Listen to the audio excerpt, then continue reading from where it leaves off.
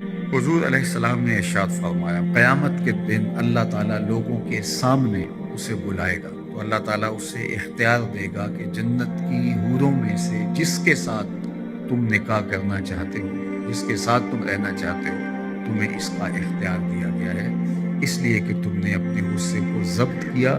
اس کو نافذ کرنے کی طاقت کے باوجود۔ اور اگر دعا نہ قبول ہو تو دل چھوٹا نہیں کرنا۔ محبوب فرما رہے ہیں وہ دعائیں جو میری امت نے مانگی اور قبول نہیں ہوئی، یہ نہ سمجھنا کہ وہ رائے گا گئیں۔ محبوب فرماتے ہیں کچھ تو نے مانگا نا جو تجھے مل گیا، کچھ وہ بھی تھا جو تو نے مانگا لیکن نہیں ملا تجھے، تیرے دل میں کچھ خیال بھی آیا دیکھو جی میں نے اپنے اللہ سے اتنا مانگا نہیں دیا۔ محبوب فرماتے ہیں جو مانگا اور نہیں ملا، جنت میں جا کے اللہ جب ان چیزوں کا بدلہ دیں گے نا جو مانگنے سے نہیں ملیں گی، اللہ اتنا بدلہ دیں گے کہ بندہ جنت میں خواہش کرے گا کاش دنیا میں میری کوئی دعا قبول نہ ہو۔